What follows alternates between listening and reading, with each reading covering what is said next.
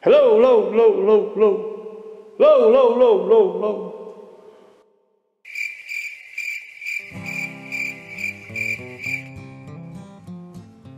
Sure is lonely out here in the shop with that old Brown around. He keeps things exciting. Somebody asked me how we met. He was working in an orchard here in Washington when I moved here in '72. And he worked on the same place where my brother worked, and I went to visit my brother, and he was there, and that's how I met him. And I found out he could play guitar a little bit, and I was wanting to learn how to play guitar, and I just aggravated him to death. I'd go down there and say, "Man, pick that thing." "Oh, I can't play." "Oh, pick that thing, Brown." And he used to be pretty fair on the electric guitar. He gave him an old E-Boogie, an old Boogie Woogie, and boy, he could tear that thing up on electric. And we both gotten so where we can't hardly play anymore, but we still have a good time. But yeah, somebody asked me how I met Brown. But we just became instant friends, and he's a character. Hey, I got stories for days about that guy, man. He built a three-wheeler out of a bicycle and a Honda 50 one time. He put a tricycle, or built. It had a single in the back and had two tires in the front. Had bicycle wheels in the front, and that motorcycle, half of that motorcycle in the back, the motor in the rear tire. And he'd ride that thing around. It was a two-seater. It had a little bench seat in it. And he'd steer one of the left side of the bicycle, and he had some pitman arms ran over to the other side so he could steer that the two front wheels. And it was a two-seater, so two people could ride on it. But when he ride it by himself, he'd have to put a 5-gallon bucket of rocks on the other side for ballast. He'd go flying down the road with that bucket of rocks. Oh Lordy, I had a picture of that thing somewhere, and I don't think I have it anymore. But boy, I wish I did. Yeah, I got Brown stories for days, man. I went to see him one time, and he was sitting in the living room watching TV with a pistol laid in his lap. It was a little orchard house. They used to give you a job in a house when you worked in these orchards back in the '70s. You go to an orchard and get a job working there, and they furnish a house for you. And he had this little orchard house, and it was pretty beat up and run down, you know. And he'd sitting there watching TV in his recliner, and every once in a while he'd cock that pistol, he'd fire at a mouse and stick his head out of the wall. Right there in the house, he's shooting that gun in the house, shooting at the mouse. That guy don't care about nothing, man. He's never going to have high blood pressure because he don't give a rip about nothing. And he ain't got nothing, don't want nothing, and he's happier than most of us. So that's old Brown.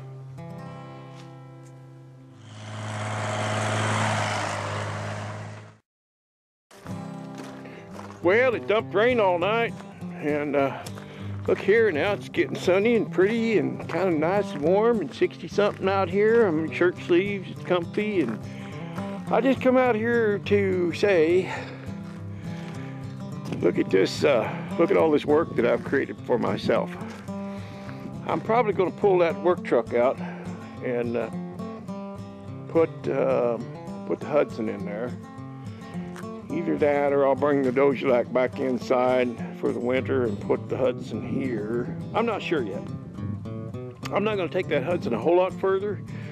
It's not my passion. I'm not going to fix it up real good or anything. I just want to make it go down the road and run and drive and shift and stop and go, you know. But what I do have to do is come out here and mouse-proof these rigs as best I can. Man, it's horrible here. They come in out of the fields and the orchards, and they just keep coming by the thousands and the tens of thousands and the millions, and they just keep coming and keep coming. Oh, and what I did last year is I put a whole lot of mouse poison down around all these rigs. I was afraid to do that for years and years because of Sparky. And then after consulting with some veterinarians, they said it takes so little of that poison to kill the mouse that if the cat eats the mouse, it won't kill the cat. And I don't think Sparky would eat a dead mouse anyway. He's all about the hunt, you know. It's all about the chase. It's like these old cars. It's all about the chase, man. It's hunting them down. It's all about the hunt, dragging them home. So I don't think he'd eat a dead mouse anyway. But they tell me it won't hurt the cat if he does eat one. So the best tip that I have ever gotten about keeping the mice out of the rigs, and nothing works 100%, but the best tip I got was from Mrs. Heavy Chevy.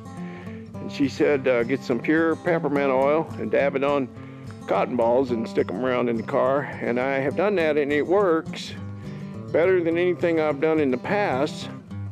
I've got these Cab Fresh or Stay Fresh packets that you can get that's supposed to deter them. It don't. And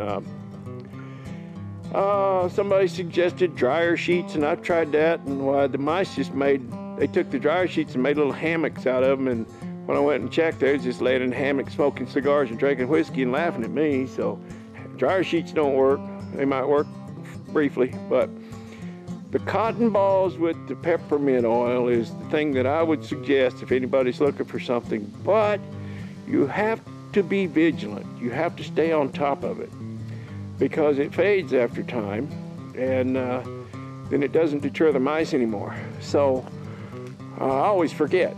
And like this spring when I pulled this Impala out, I had not driven it a lot. I didn't drive it much last summer, once or twice, but I drove it a lot this year. I fell in love with this car again, and I just drove the daylights out of it this summer, and I love every second of it. So what I'm gonna do, I know what I was gonna say. When I got it out this summer and cleaned it up, I pulled 7 carcasses out of it, 7 dead mice. Fortunately, didn't get in the heater. That's where they like to go, man, and it stinks forever. But I got some stuff that gets rid of that mice smell too. The best thing, I think it's called Urine Gone or Urine Be Gone. It's to get rid of like the smell of cat urine and stuff like that in carpet, and it works really well on that mouse smell.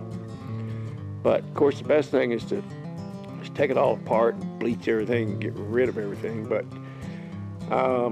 what I'm going to do this year is do the mothball or the cotton ball thing with peppermint oil. Yeah, I've heard people suggest mothballs too, but that didn't help me any. I guess we got tough mice up here in the Northwest. Anyway, I'm going to do the cotton ball and peppermint thing, but then I'm going to put a reminder in my phone so I can come out every month and uncover everything and redo it and stay on top of it and remain vigilant with it, and maybe I'll have better success. I've got car covers for everything out here except the work truck over there and this Doge here.